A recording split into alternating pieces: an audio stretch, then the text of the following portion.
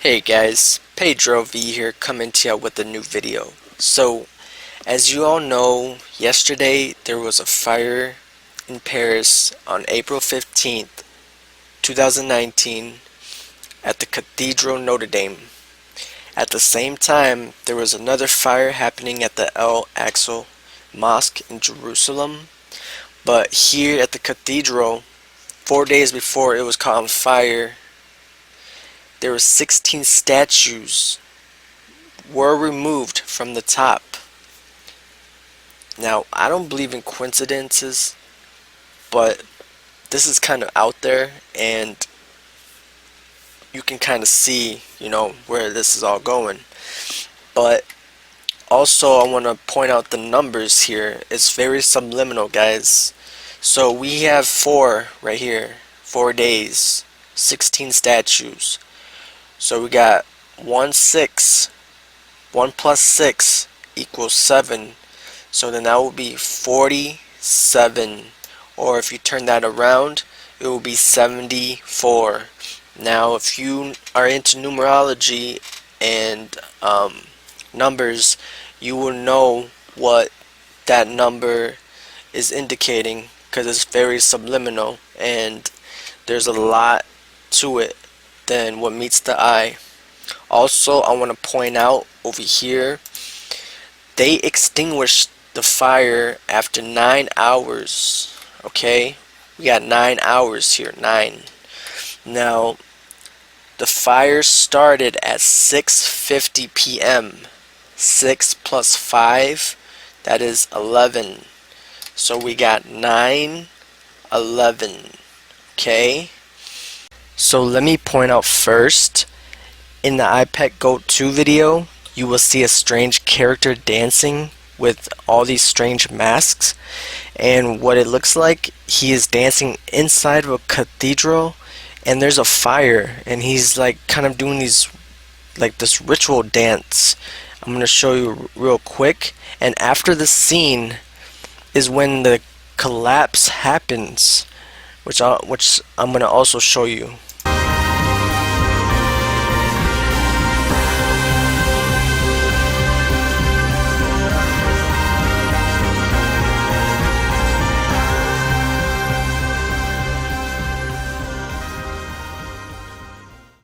Okay.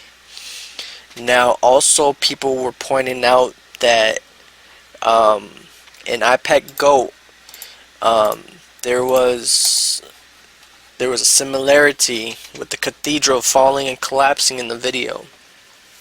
Now if you don't know what iPad Goat is, it's a cartoon CGI video that came out in 2011 with a lot of subliminal meaning to it. You should watch it if you haven't. But as you can see here, there's a cathedral falling and collapsing. And throughout this whole video, there's a false Messiah, or the Messiah, or the Antichrist coming through this tunnel. And by the end of the tunnel, when he comes out, he reaches this point, and it shows the cathedral falling and collapsing. Now, you can see the similarities here. And you will see there's like kind of a tunnel here and a little boat, and it's kind of reaching the end, and the cathedral's falling and collapsing right here. So I just wanted to point that out real quick for you guys.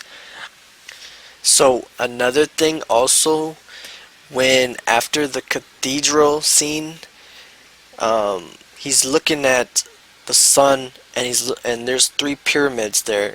Also, what's happening there, let me show you.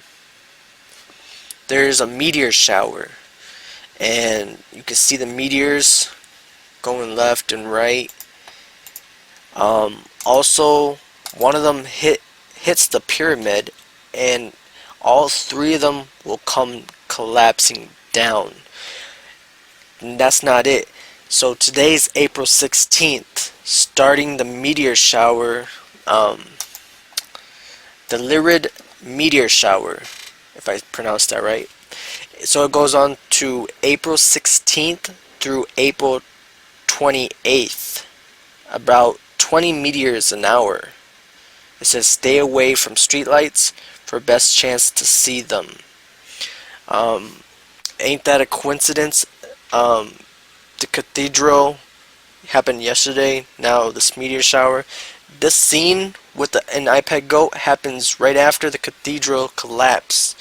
So then you have these meteors going left and right, and one of them hits the pyramid right here, and they eventually all come collapsing down. I just wanted to point that out too, guys. I mean, nothing's ever coincidence. If you connect A and B, connect B to C, you can I mean, it's crazy, but you guys get the point. So with that all being said, stay vigilant, guys. Have faith, and God bless you all. شباب، هاي هذه الحريقة ده فعل فاعل. هذه خزانة تبعت الحارس، ابصر مين حرقها وشارد. وهنا موجودين هون والحمد لله سيطروا على الوضع، كل شيء تمام. الله يجزيهم الخير. اطفائية الأقصى اليوم شغالين الحمد لله.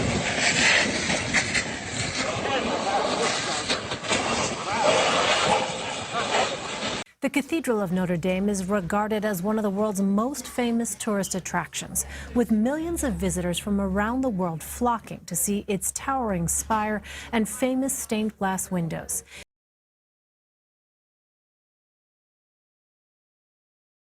Well, one consolation from the disaster, 16 copper statues of saints that surrounded the spire were removed from the roof for restoration before the fire. The 3-meter-high statues weigh around 150 kilograms. They were scheduled to be sent to southwest France for restoration. The original plan was to display them in the cathedral this fall before reinstalling them on the roof.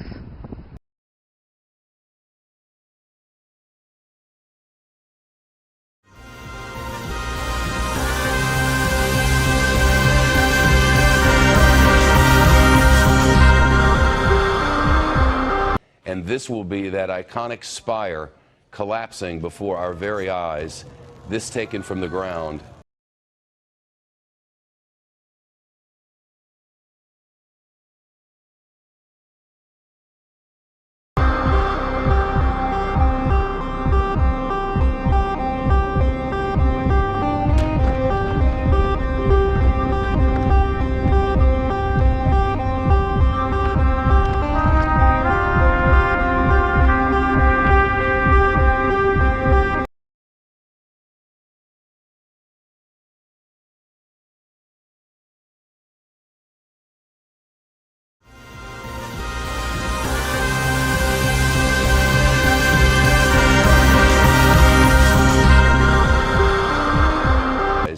This taken from the ground.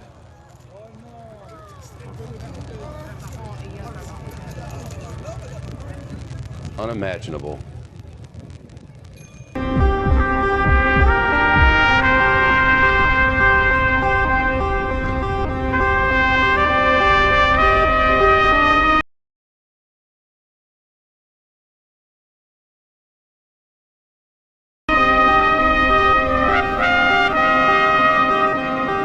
Tomorrow night, make sure you look up at the sky because you might see some shooting stars. The Lyrid Meteor shower will last until the 28th, and you could see about 20 meteors an hour, depending on where you are. But astronomers are concerned the full moon could wash out the show. They say no special equipment is needed to see the showers. For the best chance of seeing them, you should stay away from city and street lights.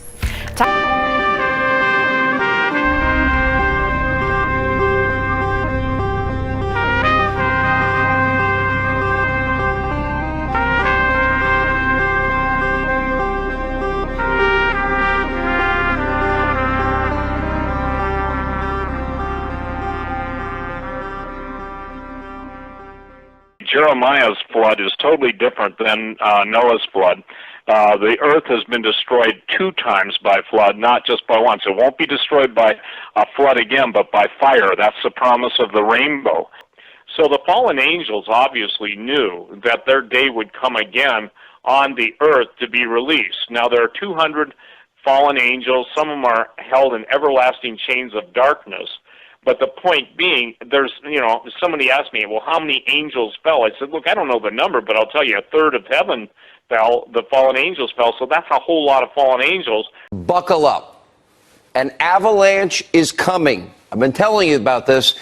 It will destroy, if there's any remaining credibility of the tinfoil hat conspiracy theorists and the rage media mob in this country, along with their allies in the Democratic hate Trump left.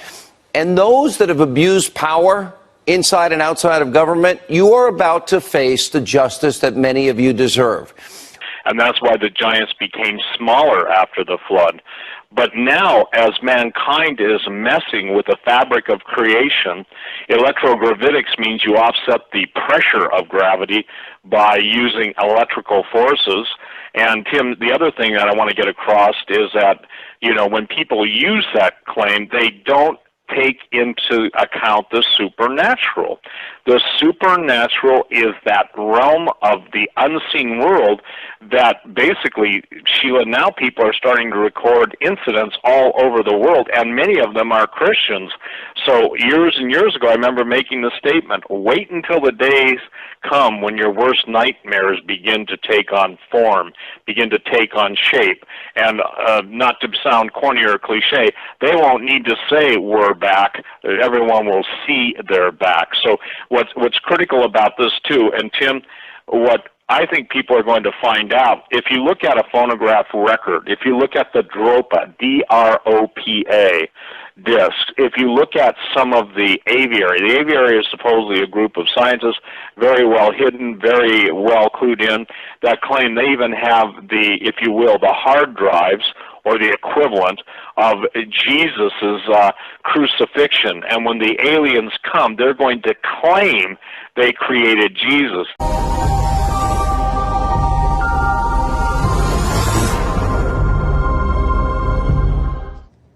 Well, on this show over the years, we've kept you pretty consistently informed of any weird activity in the skies above us. Most shows don't do that. They're too embarrassed, but we're not. Why would we be? If alien life exists, it's far more likely we'll hear from it before we see it. The aviary has been the keepers of the disc. Now, I'm not making that name up. You can go look it up. But the important point in all of what we're talking about today, these are the days of Noah. And Sheila, I know, if people don't even can understand that, all modern newspaper reports and the control of the scientific mafia over truth can be, signed up with an Oscar Mayer baloney song in the background. The point being is that we have got to shake and break out of, I would call, our electronic tomb of believing only what mainstream media tells. And here's the thing. Even in the climate study, the giants lived in a different environment. I've had multiple, people from the intelligence community and military tell me that the whole point in geoengineering is to create, and here it is, pre-Noah type weather that once inhabited. The giants, in other words, need another atmosphere. Guess what?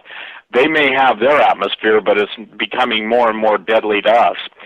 Now to a dire warning about climate change.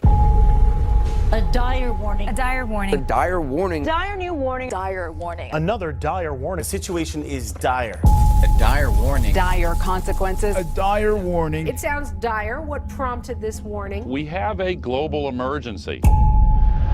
It's here, it's man-made, and there are going to be dire results. The government issued its most dramatic report yet about climate change today, and it came with a dire warning. A stark warning. A warning to humanity. An existential threat to human civilization on this planet. Experts say that we have until 2030 to avoid catastrophe. And we, the scientists also tell us, have 12 years in which to answer that question. 12 years within which to act.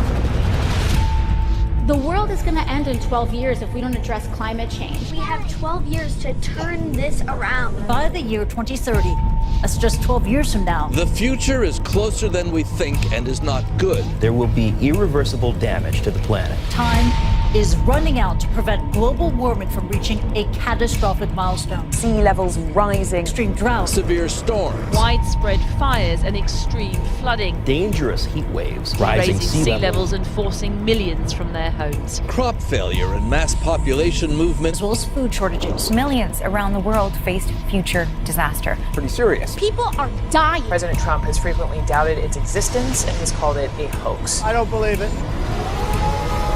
The world is going to end in 12 years.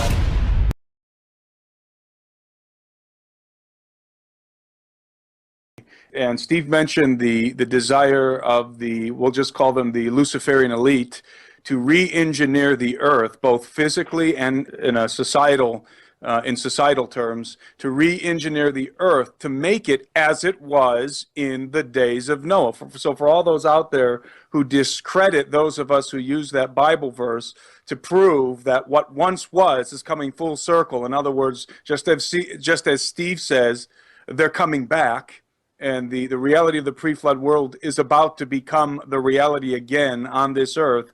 I've got a book here that I've been reading called False Dawn, written by Lee Penn. It's a fantastic book that really outlines the religion of the Luciferian elite. And many people are familiar with Ellis Bailey. Ellis Bailey, of course, founded the Lucis Trust, which is a Luciferian organization, without a doubt, a Luciferian organization. And she was, of course, a famous occultist. She wrote the 24 volumes of the occult, in fact. Yep, and really was the one who popularized the whole New Age movement in the United States. She was an acolyte of H.P. Blavatsky, who was pretty much the mother of occultism here in the modern era in the United States. And Lee Penn says in his book here, I'm going to read this quote. Ellis Bailey believed that for the first time, mankind is intelligently participating and cooperating in the entire evolutionary process. Therefore, the spiritual hierarchy, and when Ellis Bailey and Blavatsky and all the occultists refer to the hierarchy, people know them as the ascended masters, but that's just a front. They know, and let me state this emphatically, they, the occultists, the Luciferian elite, they know that the hierarchy to which they refer is the fallen angels. They know that. And they state it, but we're not supposed to know that as lay people. But in the occult, they absolutely know that when they say hierarchy, they mean fallen angels. Therefore, the spiritual hierarchy can bring to an end the long silence which has persisted since Atlantean days and renew an ancient sharing of the secrets. Thus, in the immediate future, the masters, or fallen angels, will walk openly among men. This return to the situation which existed in Atlantean days when the members of the spiritual hierarchy were openly guiding and directing the affairs of humanity carries with it certain dangers. And then he says, Bailey's hierarchy wants mankind to return to a spiritual condition that existed just before the flood. And it's true. They want mankind to return to the spiritual condition, and they want the earth to return to the physical condition. And they're actually geoengineering the earth so that it will be like as in the days of Noah. And obviously, they're also engineering society and have been for a long time. So they're engineering on a physical level the earth, and they're engineering on a societal level to get us back to the days of Noah. And so that's why all these people who say, oh, the days of Noah, that doesn't mean what you guys think. It only means that when the Lord comes back, it's going to be sudden. Yes, it means that as well, obviously, but we know that the Bible is referring to things that are just deeper in many cases than what seems to be said on the surface. Obviously, anyone who's interested in Bible prophecy understands that. And so it's not just a speculation, it is a fact. And it's a really eye-opening fact when you study the occult as I have, and you realize that this is the plan. They want the return of course, the famous phrase, the return of the Nephilim. But that encapsulates so much more than what people understand. I mean, the days, that's why, by the way, what Steve and I are doing with True Legends, the documentary series, is so important and relevant This is not a subject that people should be rolling their eyes about or saying, oh, we've been there, done that. We've already heard about Nephilim and all this. No, you don't understand yet. Believe me when I say, and I'm pleading with people, believe me when I say that you don't understand yet the dynamic of what it means when we tell you that they're re-engineering the earth before the flood. You don't understand. And the reason why people don't understand, both non-believers and believers in the scriptures, is because this subject is one of the most taboo subjects that you can talk about, whether you're dealing with archaeology, mainstream archaeology, whether you're dealing with mainstream history, or whether you're dealing with mainstream Christianity. Because in every Christian university across the land, they teach the sons of Seth theory. In other words, that in Genesis 6, the sons of God, the Benai Elohim, were not the angels. That only refers to human beings, to the sons of Seth. And we don't have time to go into that now, but it's just absolutely asinine, for lack of a better term. And it's not true. It does refer to fallen angels. It absolutely refers to the watchers from the book of Enoch. And this spiritual hierarchy that the New Age and the occult is in contact with, they're not these benevolent ascended masters. These entities absolutely despise the human race. They only want to enslave us and to destroy us, and they hate the gospel, obviously, and they are enemies of God.